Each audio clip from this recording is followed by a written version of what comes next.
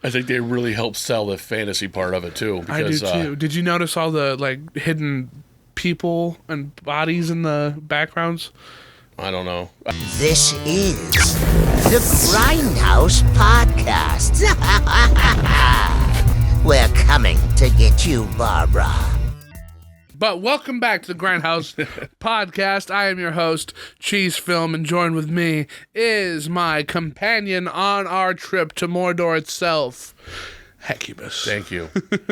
Hope we got enough stuff for the trip back. I hope we do. I mean, it doesn't matter, though. I mean, once we've done it, we've done it. That's all that matters. That's one of my favorite parts of the Jackson ones, when Sam's like, I don't know if we're going to have enough food for the trip back. And he's like, we ain't going back, man. This is like, this is a suicide mission. We are talking about the infamous and popular, well-loved franchise, The Lord of the Rings. But not the franchise. The cartoon one. The one that came out... 1978. 78, 88, 98, 2003... Almost 40 years later. Right. Earlier. That took them that long. Yeah. But this is all you had. This was it. That was it. If you liked the books, you'd go see this movie, and this would be the only Lord of the Rings visual representation you would have. Yeah. For about 35 years. I didn't even know The Hobbit was a thing, that cartoon, until well after I had seen this movie. Really? Yeah. Did you see The Return of the King? Well... That it was hyped on TV because it's a TV movie. Yeah. And I was like, oh, okay, I'll watch that. And then my dad was like, I'm not sitting through some 2-hour cartoon, so I didn't see it till way later. This is my first viewing of this. I've seen bits and pieces of it, but to actually sit down and watch it start to finish, this was the first time, and I was pretty impressed with it. That's okay. Overall. And not so much with how they told the story. I think that's kind of cool. But the way he decided to tell it. With being a kind of a song. Well, no, you know what I mean? With... that's a flashback. Not Tolkien. Bakshi. Oh, you're talking about Lord of the Rings now. Yeah. Definitely. I love that. It's cool. We'll get to that later. But... it's infamous for being the rotoscoped animation and having very unique character designs. So we'll dive right into that. I was very disappointed that this did not have the commentary I thought it did. It just had like a trivia page. Oh, that sucks. That wasn't what I wanted. Yeah. So I got to watch it, though, without any commentary. So I did get everything. This movie was directed by Ralf Bakshi, written by Christopher Conkling and Peter S. Beagle. Yeah, and I guess Chris Conkling, he wrote a whole big thing, and then they had to... Peter Beagle had to come in and redo a lot of stuff, unfortunately. But of course... At the promise of... And then you'll get to do more work later on, because you only got like $5,000 to do it. Oh, wow. And that work never came. Ooh, that sucks. Yeah, it does suck. But it is based on the well-known, infamous works of J.R.R. Tolkien. Yes, well-loved. Not a lot of names I knew in the cast. Two stood out. Yeah. Two stood out. One of them, both of them are Grindhouse alumni. Yeah. But starring as Mr. Frodo was Christopher Guard. Yep. Never heard of him. Nope. Unfortunately. I think he didn't do a lot of stuff after this, maybe TV stuff in England. Oh, okay. A lot of these people didn't have a career after this. Well, and I wonder if I don't think it's because of the negative reaction to this after finding out that it was only 2 parts. Not even all of 2 parts. No, they cut out a lot. Yeah. William Squire as Gandalf. Yep. And I think he did a really good job as Gandalf. I do too. I like him better. You like him better than... what's his name? John. Ian McKellen? Oh, no. Or Chinatown guy. No, you silly. Yeah, Chinatown guy. Man, that was one of a weird awakenings is when I was watching Planet of the Apes, the last one. I'm like, I know his voice. who is John that? Huston. John Huston. And I was like, oh, that's Gandalf from The Hobbit. Oh, that's the bad guy from Chinatown. Great actor. I like him, and I really like his voice. He makes good movies, too. I have the Planet of the Apes Legacy Collection, and each one starts with his character who's telling the kids the history of everything. Right. Each movie starts with a thing with an animated version of him talking about what the movie's going to be about. That's awesome. It's really, really cool. It does feel like it's a history class. Right. Michael Scholas as Samwise, and David Buck as Gimli. Yeah. John Hurt plays Aragorn, and Anthony Daniels plays Legolas.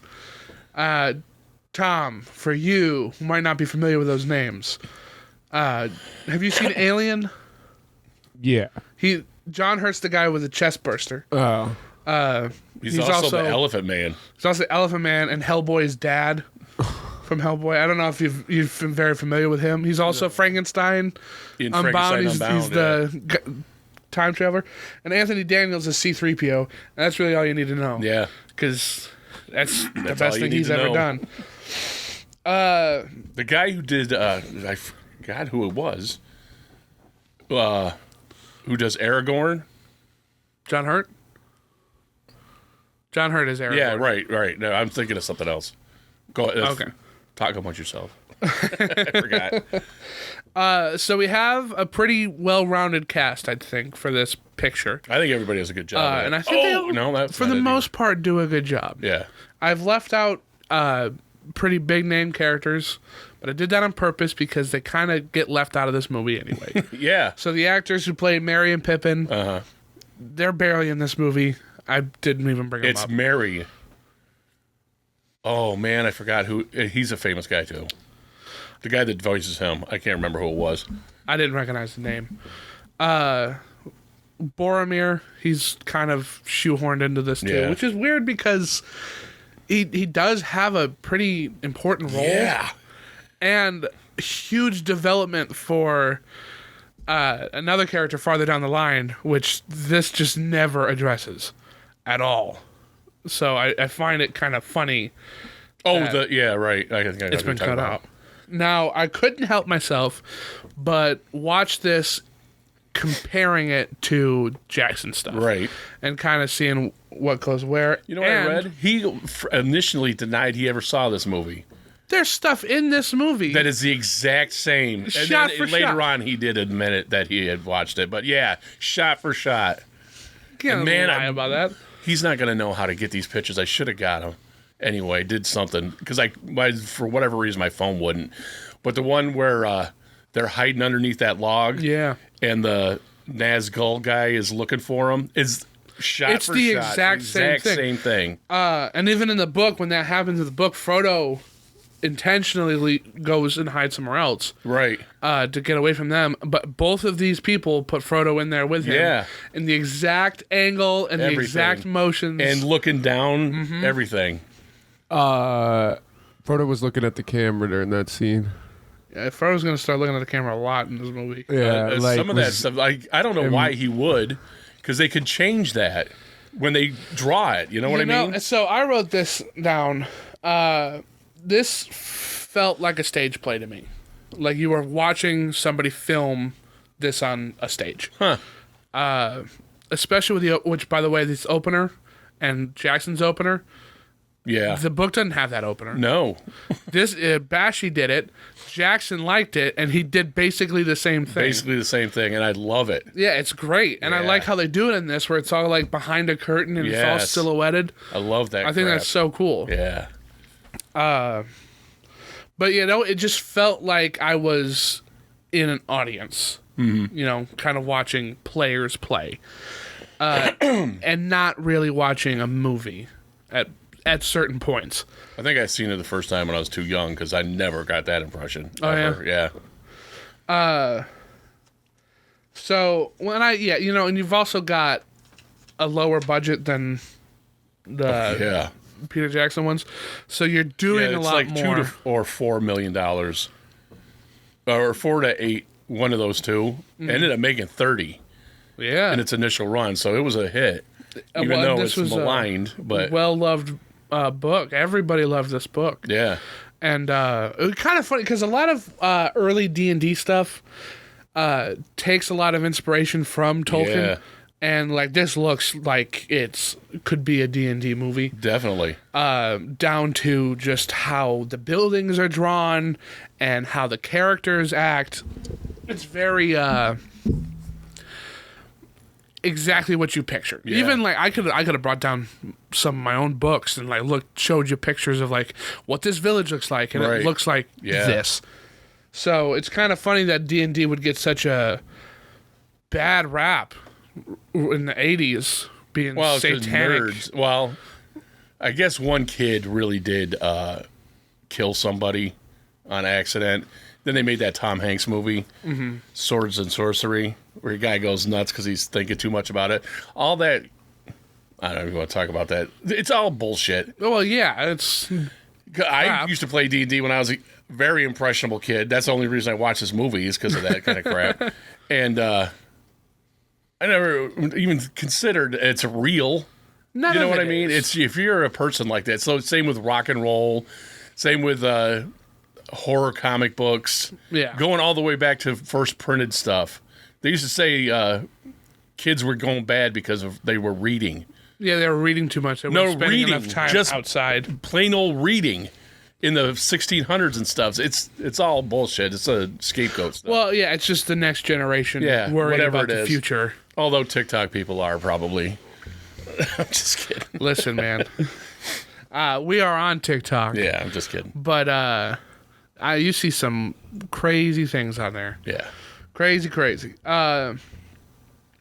I thought the animation held up. I love this animation. I'm not gonna say it's perfect, but in what it is.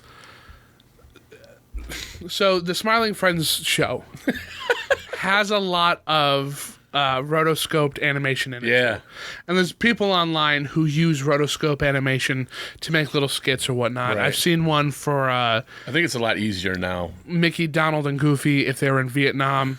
That's awesome. I think it's out of Full Metal Jacket or something, or maybe Apocalypse Now, where they're like, we gotta tell the American people, and it's like, that's treason, Goofy. And it's all rotoscoped and it looks great. But it blobs a little too much. Yeah. This movie, while there is some clipping and blobbing, the main characters keep their form the entire time. Right. To the point where, like, when it is the actors running through the Mines of Moria, it's very much the actors running through Mines of Moria. But overall, guess he wanted to film everything live action, like the sets and everything. Yeah. And then that got too expensive, so he kind of had to hurry up with the way he did it. But I love it. I think it's cool as hell. I do too, and it's unique, and it's not, and because it's a 2-hour movie. Yeah, it's long, and it's epic. It's all this, like it's not now here we've meet the Riders of Rohan and they're realistic. Right. It's all animated. Yeah. And the only other one to even touch this runtime at this point was Fantasia. Yeah. Nothing else animated was this long. No. At all. And it was not practical when you've got how animation works. Mm-hmm. It's just not practical. Right. Takes a long time. Having it be this and keep its own consistency and quality throughout the entire thing is not only impressive, but helps to the fact that it has aged pretty well. Yeah. Just objectively speaking. Of course, you can nitpick here and there, but like the whole beginning at Bilbo's birthday party, like you can tell they're moving a little too fluid to be animated. Yeah. But like Gandalf's robes look really well. Bilbo and his long coat looks really good, and they don't mesh ever. When Gandalf rides to Isengard is when I was like, okay, well, there's an animation error.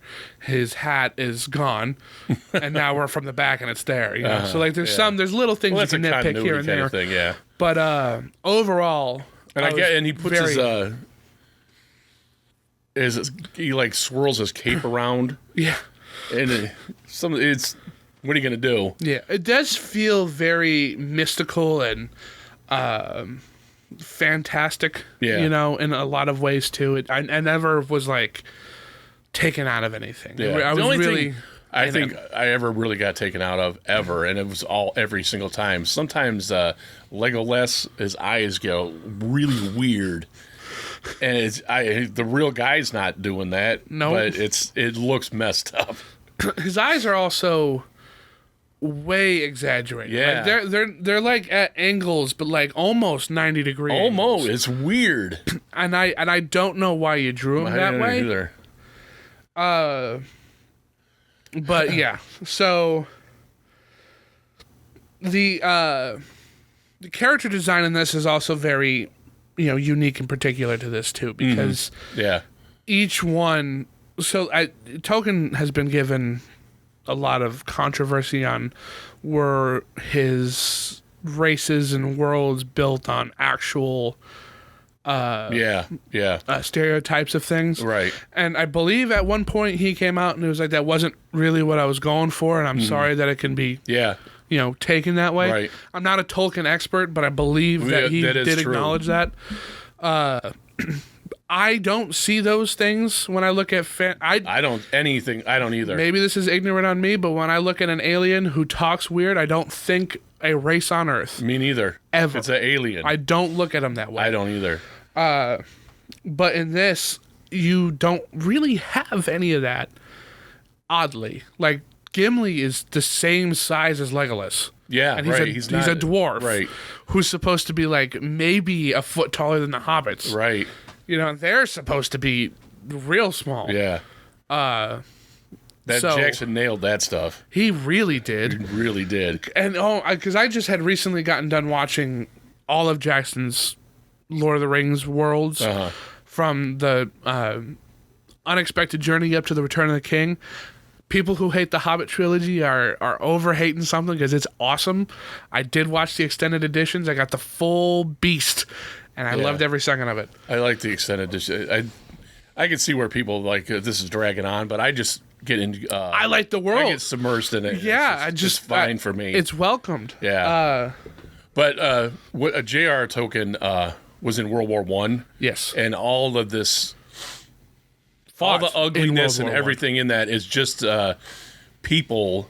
Well, it would have been all white people in World War I, and just their malevolence towards each other and stuff. And that's really the impetus for him. It's not. It does not like. These people are these kinds of those people. No, it's not. It's just humanity. Yeah. And how brutal they could be to each other and evil. That Tolkien movie that came out. Yeah, I never saw it. I didn't either, but I saw the clip where he was on the battlefield. And like something explodes, there's this billow of smoke and fire, and in the fire is the Balrog. Oh, that's awesome. And it like fades in and out. And then somewhere else you see like Sauron. It's like where he's getting the inspirations for the story. That's cool. Yeah, it's awesome. Yeah. It's totally badass. I guess in the book the Balrog doesn't have wings, but this has wings, and Jackson has wings. And I don't know because I haven't read the book yet. That's my 2026. You've never read any of these books? I've read The Hobbit, but I have not read any of the Lord of the Rings books. I read them once. Well, look at you, nerd. Yeah, when I was a kid too, so that is nerdy. It is, and they're wordy too. Yeah, they're pretty epic.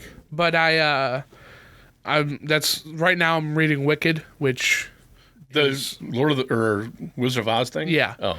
Oh. Entirely a different beast than that musical is. Like, not appropriate for any kind of TV anything. Oh, really? It's the very first part of that is all about like having affairs and sex, and it's just brutal. So next year, 2026, I'm gonna dive into the world of Lord of the Rings and read the books because I've read The Hobbit, I've listened to the audiobook. I want to do that same thing for these because I love these stories, man. They're just so good. Yeah, and the thing is with those Jackson ones, you're not missing anything except the act of reading. Because you're gonna, especially now, that everything's gonna look like them to you. Right. You know what I mean? Because when I didn't read the books until after I saw this movie, and everything look like that. It looks like that. Yeah. Yeah. There's stuff in the books that isn't represented in both the Jackson movies and this. Yeah. And we'll kind of dive into that a little bit. But a little bit. You got stuff? No, I don't. I read it when I was in. Oh, okay. Well, I was. You know what I mean? A long time ago. So I'm not Stephen Colbert about this crap. Well, I was doing a Google search because I was like, this Frodo is not acting like Jackson's Frodo at all. This Frodo is very brave, very head forward. He's not being corrupted by the ring at all. Right. There's no burden on him. He's grabbing a sword and fighting these Nazgul. He looks at it a lot like it's weird. But is he looking at that as weird, or is it just another weird face they're making? Yeah. Because they make a lot of weird faces all the time in this. Yeah. Oh, that's another thing too. When they're at the Prancing Pony, and the Nazgul guys come in and stab him. Yes, he stole that right from this movie too. He did. he did. I don't know if it's in the book or not. I don't think it is. It's blocked the same way, and like that one overhead shot is exactly the same. A critique I had on this movie. I don't understand why not a single person has a sharp sword in this. Everybody's swords make whacking sounds instead of cutting sounds, and they whack the people until they stop moving. They're not like cutting them; they're hitting them with baseball bats. It's weird. Yeah. Even when you look at the bed, like the Nazgul, like beat the beds. Yeah, they do beat the beds. Like they're not cut up or anything. They're just. When you say that, though, I do remember one part where somebody slashes an orc, and like it looks like blood, black shit's coming out. Yeah. Well, there's a lot of the stuff with the orcs who are not really in this. Not enough at all. And man, I so wanted to get a I'll get photos for but like the post. Post. The orcs in The Hobbit. There's orcs in The Hobbit, right? No, they're goblins. Okay, right. Well, those things, they look kind of like the orcs in The Return of the King. They're the same models. Yeah. Which looks okay, but these are friggin' nightmares. These are scary. They are terrifying. They are. I like these better than Jackson's, and Jackson's are awesome. Well, so like Randy, will you pull up a picture of Bakshi's orcs in the Lord of the Rings? They're nightmare things, man. Not only are they nightmare things, because like the ones in Jackson's are like they're beasts. Yeah, and they have characters and real roar, like the personalities. What are the ones with the white thing on them? The Uruk-hai? Uruk-hai, yeah. Like that one guy who talks and stuff. You know, they're real characters. Yeah. These aren't so much characters. It's a force of nature. Yeah. It's a force of evil. An evil nature. So orcs exist in the world of Middle Earth. Yeah. They're just another race out there. Right. And the Uruk-hai were grown. Yeah. And they got the white hand of Sauron on them. They're really cool. Man, it's so cool. These feel like they're like you'd stumble upon this in the wild, like a pack of wolves. Right. And want to run away. Did you find a picture of them? And they look like gorillas with deep red eyes and... We're talking about these ones? Yeah. Yeah, the red eyes are cool too. Yeah, and fangs. They all got like these aggressive canines. Yeah. That I mean, like I'm a almost 30-year-old adult and I'm like, that's creepy. Like the use of the dramatic red back with these like greenish, swampy, moldy looking creatures. Yeah, that's a good one, Tom. I mean, Randy Official. Yeah. And they're constantly pursuing our group, our fellowship. It's scary. Yeah. The Nazgul are kind of that way too. Yeah, they are. Where they've got these glowing red eyes and they're shifting all the time. Like they have a hood here, but the next time you see them, their necks are elongated and they're taller and because it's animated this way, you can play with physics better. Yes, you can. And I think in the underworld of Tolkien, that's a plus. Yeah, it definitely is a plus. Couple other things I really liked. I've just brought up the red. I love the color in this movie. Mm-hmm.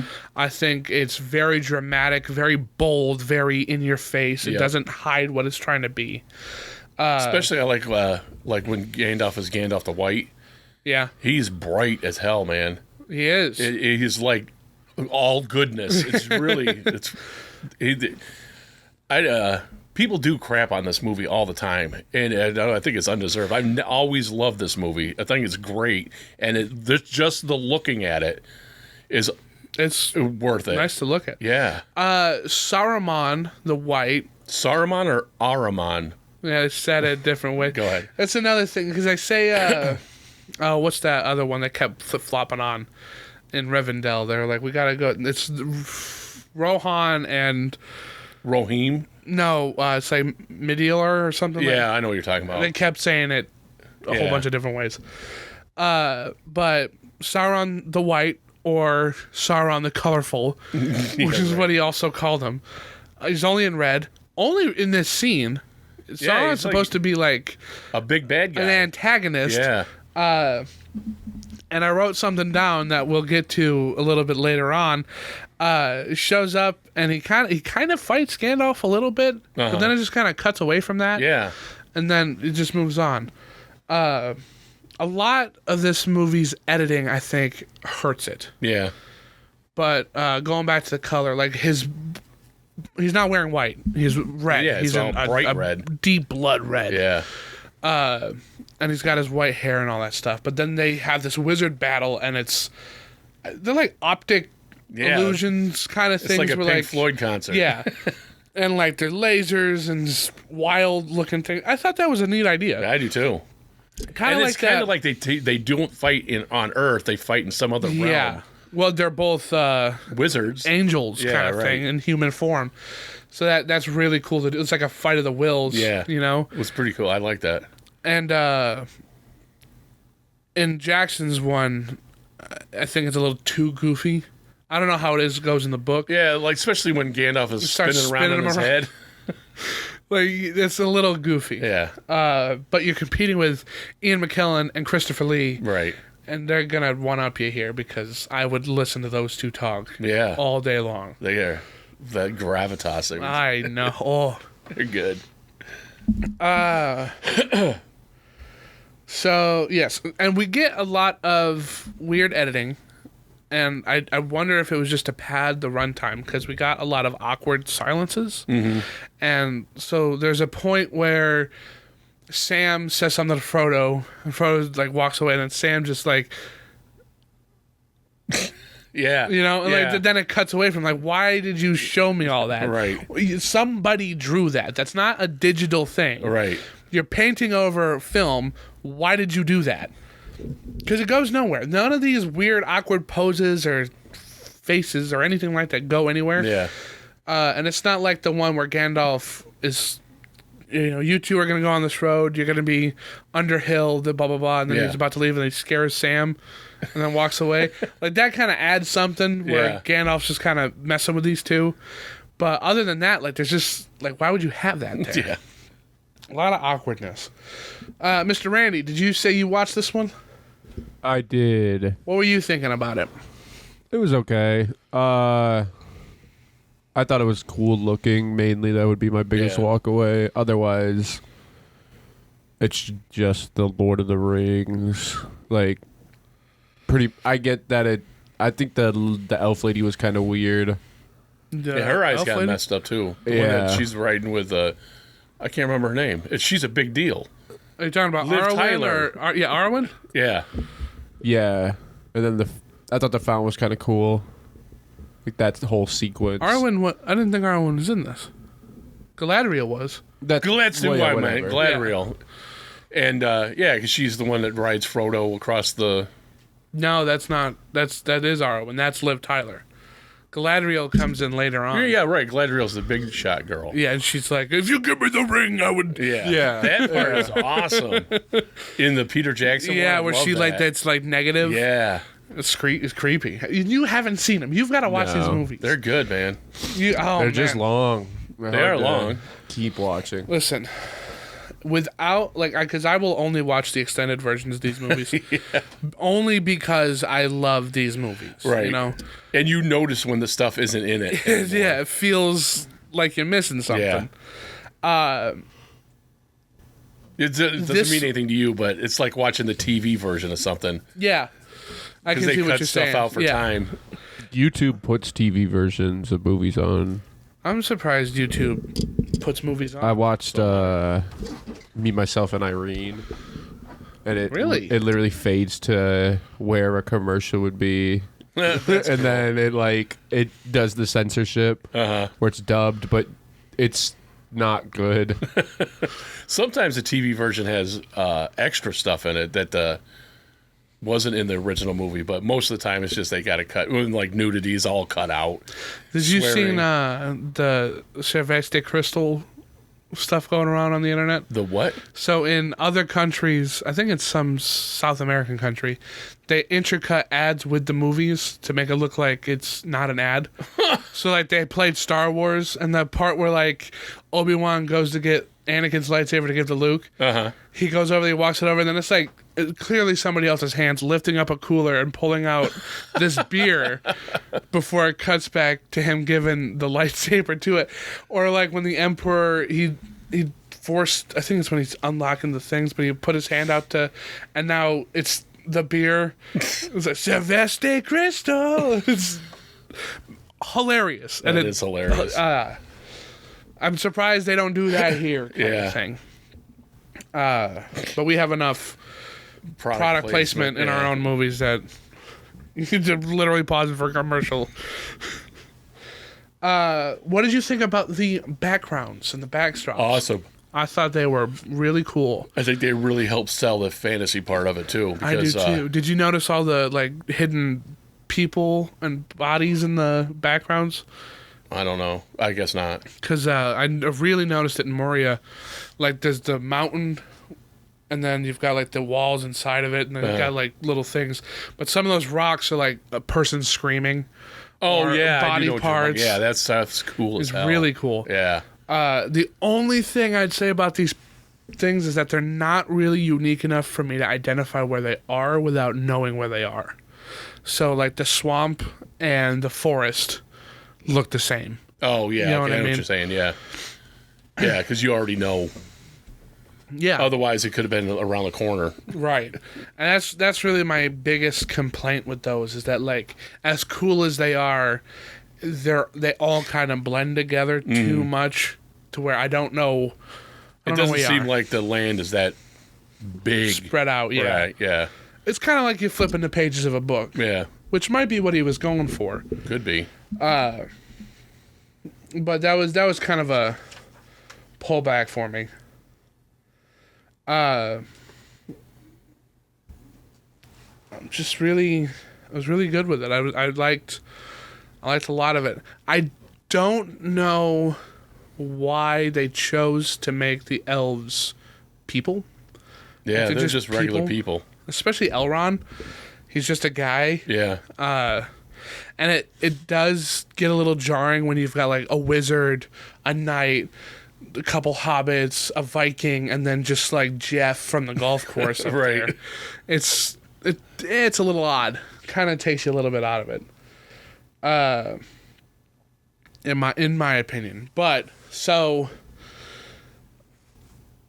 the ring in this, so when we were talking about the Hobbit originally, you said that they referred to it as Bilbo's silly little ring. Yeah. And it's all silly Bilbo, and they do that here too. Yeah. Like the ring isn't really anything. The ring isn't supposed to be anything until it is supposed to be something. So they cast it into the fire, and it doesn't have the markings like Jackson's does that we've come to know. But what I thought was cool is that they pick it out of the fire. Yeah. And it's still cold. Like. Yeah. This isn't just any ring. Yeah, they just take it out of the fire, whereas he pulls it out of the fire with a thing. It drops in his hand. He's like, oh, it's still cold. And that, I like that. I think that's a perfectly placed, like, fantasy magic item kind of thing to sell, oh, this is not something we should be messing around with. I don't think, like in the Jackson one, Gandalf kind of has a mental breakdown. He does. You know, like he goes kind of wild with it. But in this one, he's like, oh, I told you. I told you. It's bad ring. Bad news. Don't put it on. And another thing in this, kind of at the beginning here too. The townsfolk in Hobbiton, I think, stick out more in this than they did in Jackson's. Yeah, they're more featured. Yeah, strangely. Yeah, because they're not people; they're just kind of characters. But in the other one, they are people. But I don't know. I can remember them in this one better. Same with the Prancing Pony.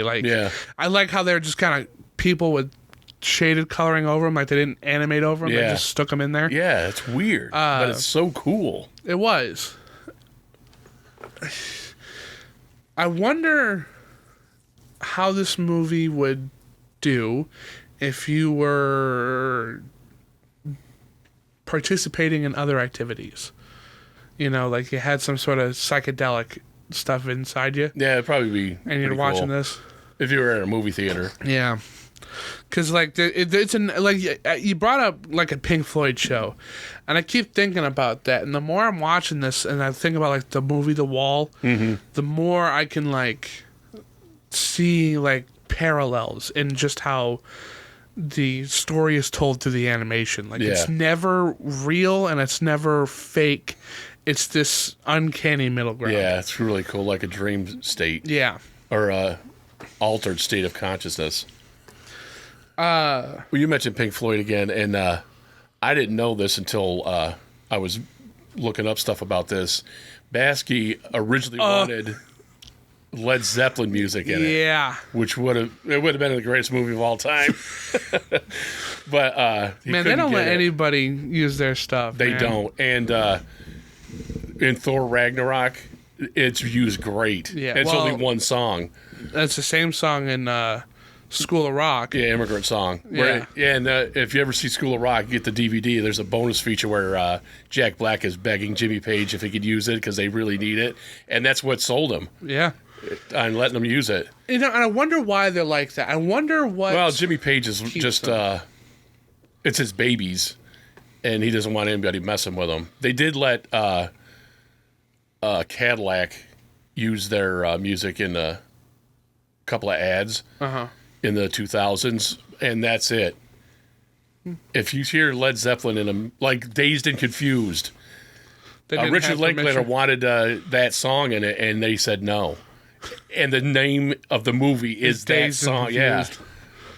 But yeah, this would have been great because they do songs about Tolkien stuff, about the Lord of the Rings. Yeah, the Battle of Evermore, I think is. And there's one on Zeppelin too, but they mentioned Mordor and all that stuff, and it would have been perfect to use in this movie. A lot of that stuff, especially this one. Yeah, with how it looks. Yeah, I think I agree. Yeah. Now I wrote down a little breakdown for some of the stuff. Who did it better? Where I kind of compared Jackson to Bakshi and see who did what better and which one's kind of the more definitive A or B. But before I get to that, I wanted to talk about the Mines of Moria with the Balrog. Oh, okay. I think it was very underwhelming. Yeah, in this it is because it's overwhelming in the other Jackson one. Yeah, I love the Balrog though. He looks awesome. I kind of do too, but I don't like how skinny it is. I kind of wish he had his legs out and his arms out a little bit more because he's just very skinny looking. Yeah. But other than that, I really like how his playing with shadows, just this menacing red eyes and a mouth that opens into fire. It's very cool. It is very cool. But I would give that to Jackson though. I would give that and the Watcher in the water. That part where they're trying to speak friend and the door opens. Because they're just like tentacles. But when that mouth comes out in the Jackson one, that's really cool. Well, and what's kind of funny is about that one, too. They both have that same... I think it's... Courtney pointed that out. It might be drawn in the book. It might be like an illustrated thing where Tolkien did. And that door is... Because it's identical in both versions. And I did not look that up on purpose. So that when we talk about what Jackson... took from this, right? It feels more like he did appreciate it, right? Even though it might just be because Tolkien had already written it out. I'm counting it as he's paying homage to this. But as we both pointed out, that it's really no secret that he liked this movie, right? And that he took major inspirations from it. Because even the horses in the water, I don't know if that's in the book like that, but like how they look in this and how they look in that, right? Very similar. But so Frodo in the book, he's more brave, knowledgeable, and he is scared, but he's not afraid to fight. Right. The scene my fellow constituents on the internet point out is when the Nazgul come for him right before he gets stabbed. Yeah. He does try to fight them. Yeah. Like the Nazgul's got 2 swords. He's not messing around, and Frodo grabs his little knife and he still tries to make a difference and to help protect his friends who are just terrified. Yeah. And he ends up getting stabbed for it. But in Jackson's movie, he just kind of quivers and hides and puts the ring on and still gets stabbed. Right. Like he thought the ring was going to save him in that one. But when you see it, that's something I do like about the Jackson one is that the Nazgul are the men. Yeah. Who had the rings. Yeah. The 7 men, I think it was. Yeah. Who had the rings. 7 kings, and they're the Black Riders. They're the Nazgul. They're the ring wraiths. Another Zeppelin line. And you see in Jackson's like their zombified undead bodies. Yeah. Which I love. I think they look parallel. Like what they really are, like just cursed people. Yeah. It's awesome. It's way better that just in this world that's what they look like. When I look at it in Sauron's world, this is what they look like. And the ring they really are. And this is what kind of confuses people about that ring, the Ring of Power. It doesn't turn you invisible. Yeah, right. It lets you into the shadow realm, essentially, the world of the undead. So you kind of cease to exist here, and you're existing there. But like echoes in both, you interact with both. Right. Which is why you can, and like when he puts it on, the giant eye is always right there because he's always looking at him. I see you. I love too on Jackson's Hobbit when they figure out who the necromancer might be. They never confirm it. It just might be Sauron. In what? In the Hobbit, Jackson's Hobbit. Yeah. The giant eye does show up, and in the pupil of it. Yeah, I remember when you see that. That's pretty cool. It's really cool. It didn't need to be there, and it shouldn't be there, or whatever you want to say, but like, it looks good. I liked it. I thought it was pretty cool. Also, I don't know. Did you get a close up on the steelbook? Here, I can put it in front of the camera. Here, I'll just undo this. Is it too reflected? No, you see that? That looks pretty decent. So this is the art. I made this using the artwork from the movie poster. Yeah, and on the back I've got the Eye of Sauron and Mountain Doom, and this is not in this movie. No. This is not in the Return of the King. This is exclusive to the Jackson movies. This isn't even in the book. It's not. Yeah, I don't remember how they put it in the book. I think it's just a sense of feeling. like cloud. Yeah, just the darkness. Doom. Yeah. But I wanted to point that out because I noticed in this, like, Sauron is really only mentioned. They don't even show really Mountain Doom in this. Yeah. I don't think you ever really get a look into Mordor until Return of the King, which I missed because I like Mordor. I don't remember. It's mostly. It seems like this is the movie where they're gonna go to Mordor, and then the one they would have made after this would have been in Mordor and beyond, and back home there and back again. There back again, yeah. So I think Bakshi did Frodo better, just based on what I read. His character in this is a little bit more truer to the book. Yeah, I'd like Jackson's Sam better, though. He's kind of like a doofus comic relief guy in this. So Sam, I guess his debate over this, but I guess Sam is the actual main character and true hero of the story. He's the one who goes from just a gardener to a hero. He's never swayed. Frodo has an arc pretty much too, because he likes his life, and now he goes on this big adventure. He comes back a different person, minus a finger. Frodo was thrust into this position. Yeah, right. He was kind of forced to do it. Where Sam was called to action, took stance, went on this journey, and at the end of this journey became a completely new character. Yeah.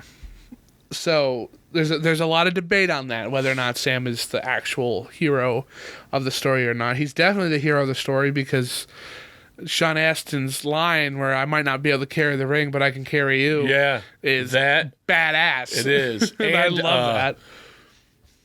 Like, maybe because he never had it on or anything, but he's not at the end where Frodo is finally corrupted by it. He never is. So, and then that part is just so awesome. And I don't anyway, the Sean Astin when he's like, "What are you waiting for? What are you waiting for?" I just love that. So in the book, and they touch on this in The Return of the King, that the ring tried to corrupt Sam. Of course. There's like, look, you can be this awesome warrior. And they show it in Return of the King too, of Sam becoming this ruler and saving Middle-earth and becoming basically a king, and then turning it all into a giant garden because he's a gardener and that's really all he wants. But how it's done in the book is that the ring's like, I can make you power, I can give you all the power you want. It's like, I'm not really into power. I'll give you this, the whole Mordor can be one big garden for you. So that's a lot of work. I'm good with mine. So he's just constantly trying to get into Sam's head. And eventually it would have, because everybody wants something. But it fails spectacularly. And I do like how Rankin Bass kind of gave us that in his head thing. Yeah. I thought that was really cool. One thing, though, I love way more than, like, the Rankin Bass Gollum looks like crap. I don't like it at all. And this one is cool as hell. This Gollum, see, I got that not too long ago. So I've got this, like, documentary thing where it's all about Gollum. And I really want to check it out. It's like basically the bonus features on Lord of the Rings, but all about the making of Gollum. And I really would like to watch that because I want to know why he looks like that in the Rankin Bass one. Right. This and this one, and then Andy Serkis is in that one, which looks a little bit more. I think it takes inspiration from this too. Yeah. Yeah. Because the Rankin Bass one, it's like a frog thing, and like the progression that Peter Jackson shows too of him being Andy Serkis, it looks like, and then he just gets sicker looking and all just deformed looking as he's corrupted. Makes more sense that he looks like this one than the frog one. I don't know why they did that. I have no idea. Because he's a frog. It's very amphibian. It's not a hobbit. But Sam is described to be a hero of the story. He's also kind of more of a main character in the literary sense, like what we said. Gardener to hero. He's not he's not as weak-willed as Frodo is, so he's always got that pursuing, can-do attitude. He never gives up. Bakshi kind of dropped the ball on that, I think. He almost feels like Sam is the comic relief character. Yeah, totally comic relief. And it pales in comparison to Jason's. Sean Astin knocks it out of the park. Yeah, he does. He is the pinnacle of my best friend or ride or die. Like he really is, and he's really cool. And I might have the opportunity to meet him soon. That'd be cool. That would be cool. Elijah Wood's awesome, by the way. I've met him before. Good spirit. I definitely gave him a little bit of anxiety, but good spirit about it. I also think that Jackson gives his characters a lot more development than this one did. Well, hell yeah. He's got time to do it, too. But I was just thinking about it. Like, you are rushing through 2 movies in there, 2 whole books in this. Like you like speed running these movies. Yeah. So you don't really get any kind of growth throughout any of it. Everybody's just kind of the same. Yeah. But that's the big benefit to Jackson's stuff is that like on the way, you know, like you get like what about Second Breakfast or 11? Yeah, right. But then by the end of it, they're just they don't care about who they were. They just care about who they are. Yeah. And it benefits it so much. Merry and Pippin. Did you know they're in this movie? Because they could have been completely cut out. Yeah, totally. Unbelievably. They have huge roles in both the Jackson stuff and the book. Well, of course, the book. But he doesn't waste them, and Jackson doesn't waste them at all. No. Because, like, the Ents aren't in any of this. You see Treebeard carrying them. Yeah. That's it. That's it. But, like, they don't have that big meeting of the Ents, right? No, it's just them carrying them. You only see Treebeard. And I've written this down later, but like the Ents don't take Isengard. Right.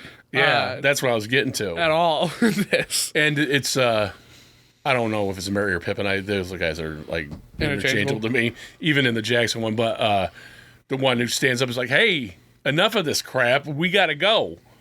And so yeah, they're just other little characters that could be there, and they don't have to be in it at all. Listen, they are so interchangeable and forgettable in this that the colorist who colored them kept swapping their hair color because she didn't know who's who. And it hilarious. Sucks because I'm going to say Mary, and this could be wrong, but Mary stays with Aragorn. Okay. And becomes one of Rohan's the King of Theoden's knights.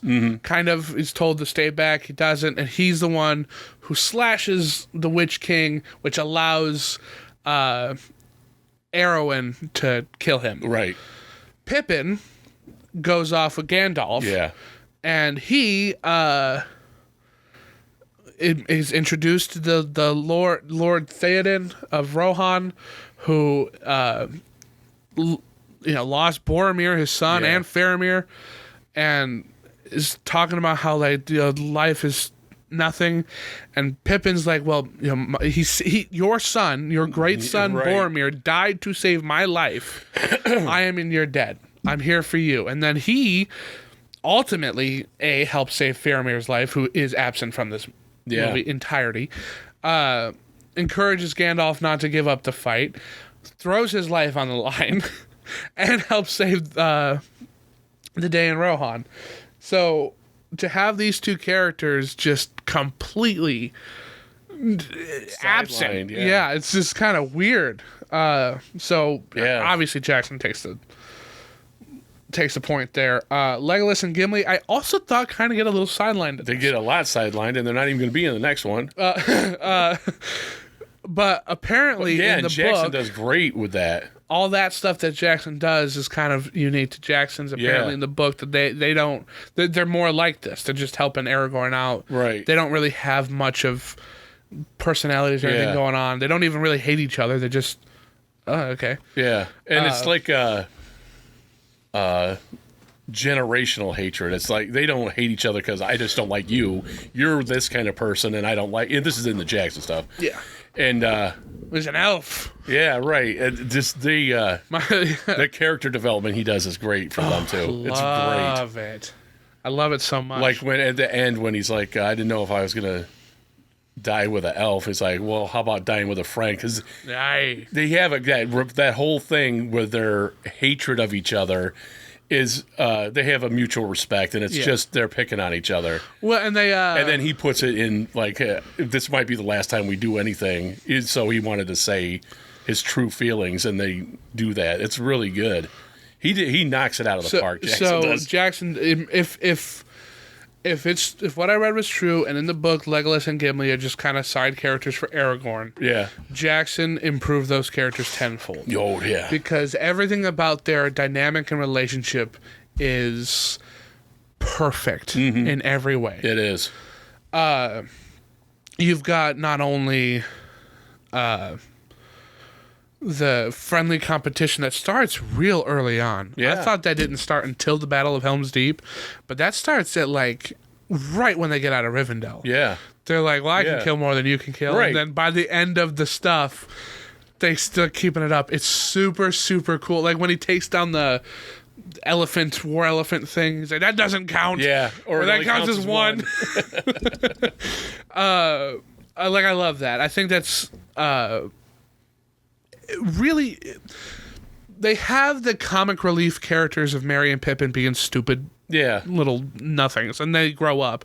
But that's really all you need. Their banter and friendship that goes like from haters to lovers kind of thing really helps keep the Aragorn stuff flowing, because Aragorn's story in the Jackson stuff is very gloomy and gothic, it is. And like it is kind of a slows stuff down, I think, too. It can, especially when he talks like this a lot. Yeah, he does. You can't really hear him, and he's constantly like, well, I'm not worthy enough to be the king. Right. So, segue over to Mr. Aragorn. None of that is in the novel. He is on his way to be the king, and is not hiding it in any way, shape, or form. Yeah. Which this one does really well. Narsil, the sword that's broken. Narsil's the broken one. He carries with him all the time, and you saw that in the Fellowship's meeting. He's like, "This is the sword. This is Narsil. Right. This is the one that killed Sauron." And in the book, before he even leaves Rivendell, they have it reforged. So from basically jump, he's walking around with Andersil, I think it's pronounced, the reforged Narsil. So Aragorn is basically Aragorn from jump to end. He is the king here, and he's going to be the king there. He is the king. So in that sense, this one does it better. But and this is up for debate too. A lot of people on Reddit were debating this. Aragorn's redemption, was it needed? Was it not needed? A lot of people think that you can still have this great character without him being humbled and earning the title of king. I think it works better, personally, for Aragorn to be the rider. He doesn't want to be the king. He keeps it to himself. He doesn't feel like he deserves it. And as the story progresses... Yeah, like in the Jackson stuff you're talking about? Yeah. Yeah. He's dealt with his... This is who you are. Yeah. Accept it. Yeah. And that all comes to a point with the undead army, which I think is a great moment. Yeah, it is. Is it needed? I think so. Yeah. Because without it, Aragorn's just your paladin character. He's just the knight. He's the guy who's... The wizard asked me to help. I'm going this way anyway. Let's do this. Right. I also think it's like a smart bomb. That's what I call it, that kind of stuff. Or Deus Ex Machina, whatever. Deus Ex Machina. It's so well shown in the Jackson one, and it's just a big green glob kills every bad guy. Yeah. And that's it. Like hitting a smart bomb, everything on the screen disappears. And I think it's kind of a cheat, but it looks cool. And he gets to have that speech. He does. Where he convinces them to why they need to help him and who he is and why they need to help him. Well, and they took up an oath. Yeah. Well, we'll get to that. Oath, yeah. We'll get to that. So I guess on a technical level, he did Aragorn better, but I think in execution, Jackson did. Yeah, right. So that kind of takes us up to the end of the movie, where Frodo and Sam go off to Mordor. Yep. Merry and Pippin get kidnapped. Aragorn, Legolas, and Gimli are going after those two hobbits. Right.